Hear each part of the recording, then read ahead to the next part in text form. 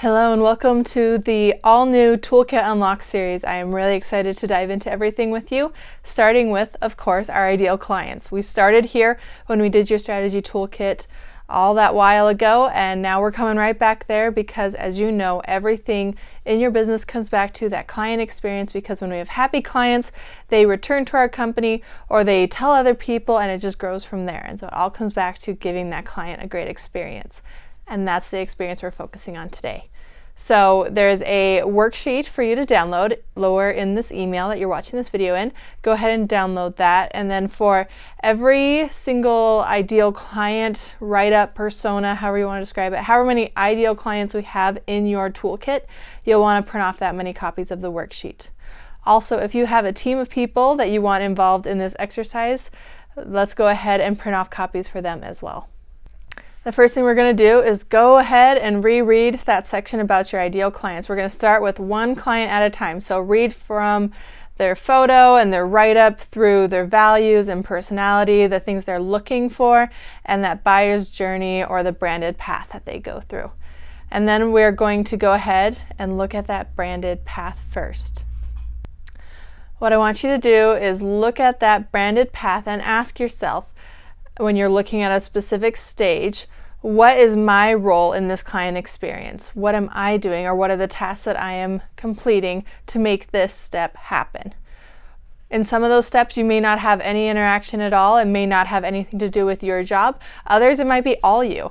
And that's why we're going to go through the entire branded path that client goes through. That we want to know where along the way you are involved in that process. One thing you're going to notice is that this branded path is written from the perspective of your ideal client, how they experience working with your business. So you're going to have to brainstorm and think about what kinds of things need to happen at this point for them to have that experience. Is there some sort of downloads? Is there social media? Is there a website involved? Are there emails? Is there some sort of point of contact with the person? What is happening at that point? And think about what tasks that are happening have to do with you and your role. And then I want you to go ahead and go back a page to that looking for section for that client. This is, again, those words or things that are mental or emotional needs for that client, that when they have those needs met, they build trust and confidence in the decisions they make, including the decision whether or not to work with your business, which is why it's extra important that we put some focus on that so that we can try and meet those needs in big ways and small ways. What I want you to do once you've reviewed that section one more time is to look at that list of those needs that they have, and then look back at that list of all the tasks you just wrote down of things that you carry out during that client experience. And I want you to ask yourself, how can I add value that meets one or more of these needs listed in this particular step in the process? I'm going to walk you through what this looks like with my own strategy toolkit. I'd like you guys to meet Alyssa. She's a photographer out of Billings, and she is looking to work with me for her branding. The step that I've highlighted here is where we go through and do her consultation. So she's had a great experience. She decides that Someday Design Studio is a good fit for her branding needs. And then I send a proposal. She reviews it, makes her selections, and sends it back. And then I send over the contract and invoice. She signs, she pays her deposit, and now we're officially starting her project. That is the particular step in her branded path that we're highlighting. Now I'm going to break that down into the different tasks that I personally help with. So the first thing that I personally do is I run that consultation. I meet one-on-one with all of the clients that work with Someday Design Studio. We get to know them, talk about their business, all those good things. And then after the consultation, I will put together my notes and the options for the proposal, and I will actually assemble that proposal myself.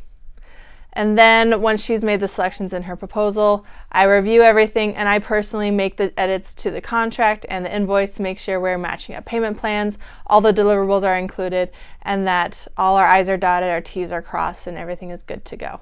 So those are the particular things that I help with. Notice that I didn't mention anything about emails. I didn't mention any reminders about payments, anything like that, because I now have an office assistant that helps with that. So if she were to do this exercise with me, she would write down that she sends the email with the proposal. She answers any questions that might come in. She sees that the email comes back, that the proposal's been submitted. She might let me know that that has come through and give me a heads up. And then I will do the contract and invoice, but then she will send that back to the client. So you can see that our tasks that we complete at that particular stage are very different. But for this exercise, we are focusing on what we are doing personally because we have control over our own decisions and our actions, right? Now that we know exactly what the tasks are that you are completing in that exercise, or I guess in this case, what tasks I am completing in that particular step for Alyssa, I would have gone through and done this whole thing for every single step in that process. I just wanted to showcase this one. Now that I know what those tasks are, I'm looking back at her list of looking for needs that she has. If I can meet those needs in some way or another, then I am helping build her trust and confidence in my business and help her decide to work with us. So at this point, she has decided to work with us, but we can still be meeting these needs all along the way. So let me give you an example. With the consultation, we make sure that she feels heard. I am actively listening. We ask questions, have a dialogue, really get to understand her business, and we even talk really loosely about what that proposal might entail. I might talk about, hey, we've got a couple options that I'll put together for you. Mulling them over in my head, I will lock that in though, and in that proposal you'll probably see a few options that range from X amount of dollars to X amount of dollars. How does that investment range sound to you? Does that sound reasonable with your budget and your goals? She'll say yes, awesome, we've really communicated that. So I've built her confidence in us through helping her feel heard and make sure that we are very clear and very strongly communicating with each other. Then when we put together the proposal, I outline every single deliverable and service that she is going to get as part of each option. So again, that clarity, the information comes into play there, and she can also see that she is heard yet again because everything we had talked about comes through in that proposal in some way or another. And then there's also a video that she receives as part of that email with a proposal that says, hey, this is what a proposal looks like. Here's the things that you're going to be doing. Let us know if you have questions, that sort of thing. So we explain things ahead of time so she knows what to expect. And then lastly, she will submit her options with the proposal and she'll receive a contract and invoice. In the contract, we outline everything from deadlines, turnaround times, deliverables, things that are included, if we need to go outside the scope of the project or add more time, all of that is outlined there so there is no confusion. Everything is crystal clear and she knows what to expect. All of these things come back to meeting her needs to fulfill some of those looking for criteria that she would like. And so that is what we're going to be doing with all of your ideal clients. I want you to go ahead and do that exercise for each of your ideal clients. Now, before you move on to the next ideal client profile that you have, we have one last task for you, and that is the action items section. Because I don't want this series of videos to just be more information that you put into your head and we forget about until down the road, and then it's not serving our business. It's not helping us make our businesses better every single day. And so my challenge to you is, as you're going through this exercise, go ahead and write down any ideas or thoughts that come to your mind of areas that you want to improve. Or if you're looking at a step and you think, ooh, I could add value that meets this need by doing this in this step. I'm not currently doing that, but I should. Or it's something you're already doing and you want to do more of it. Just write down any thoughts like that that you have.